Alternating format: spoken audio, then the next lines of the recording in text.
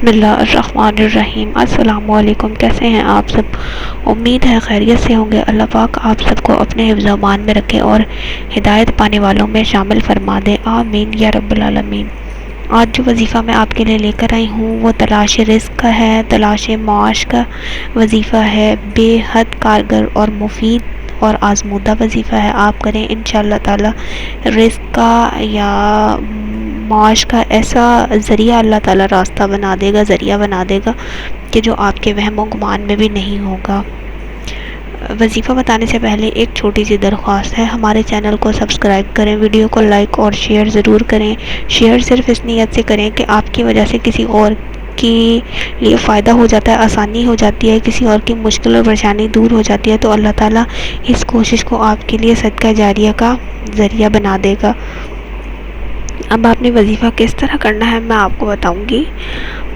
آپ نے سورہ اخلاص کو بسم اللہ شریف کے ساتھ 1001 بار پڑھنا ہے۔ اول و آخر 100 بار درود شریف، جو درود پاک نماز میں پڑھا جاتا ہے، درود ابراہیمی، وہ پڑھنا ہے۔ عروج ماہ یعنی چاند کی پہلی تاریخ سے لے کے 14 تاریخ تک آپ نے کوئی ایک وقت مقرر کر لینا ہے اور آپ نے یہ پڑھنا ہے۔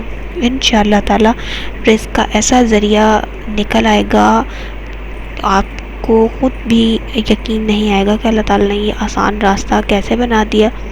آپ نے، میں پھر سے دہرا دیتی ہوں، وظیفہ چاند کی پہلی تاریخ سے لے کر 14 تاریخ تک آپ نے سورہ اخلاص 1001 مرتبہ، اول و آخر 100 مرتبہ درود شریف کے ساتھ پڑھنی ہے۔ انشاءاللہ تعالی آپ کو رزق کی جو تلاش معاش کی جو پریشانی ہے انشاءاللہ تعالی وہ دور ہو جائے گی۔ آپ کو بہترین راستہ نکل آئے گا، آپ کے معاش کا ذریعہ مل جائے گا۔